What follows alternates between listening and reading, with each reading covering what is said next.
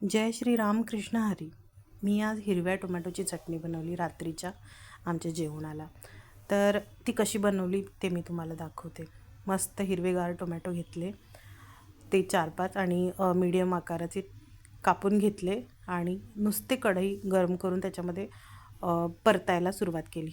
तर परतल्यानंतर थोड्या वेळाने कढई काळी होते, परंतु काही काळजी करायचं कारण नाही, ते लगेच निघून जाते.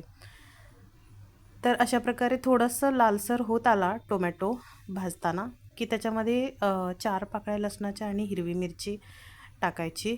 त्याच्यानंतर 2-3 चमचे तेल सोडायचं आणि तेलामध्ये पुन्हा एक 5-10 मिनटं हे सगळं असं मिश्रण परतून घ्यायचं छानपैकी. घरभर सगळा सुगंध मस्त सुटलेला असतो याचा.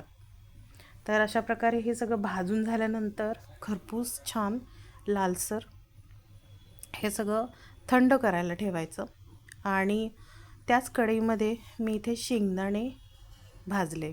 एक मूठभर शेंगदाणे असतील, मस्त खरपूस भाजायचे. ते पण छान भाजत आले ती हे बघा, तुम्ही बघू शकता छान भाजलेत शेंगदाणे.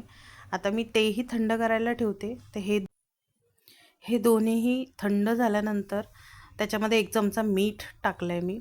हे पूर्णपणे थंड करायचं आणि मिक्सरला असं वाटून घ्यायचं. आधी शेंगदाणे वाटायचे आणि त्याच्यानंतर ते टोमॅटोचं आणि लसणाचं मिरचीचं मिक्सचर. तर अशा प्रकारे आमची इथे हिरव्या टोमॅटोची चटणी आणि गरमागरम मस्त ज्वारीची भाकरी आम्ही आज याच्यावर ताव मारणार आहे सगळेजण. तर या जेवायला.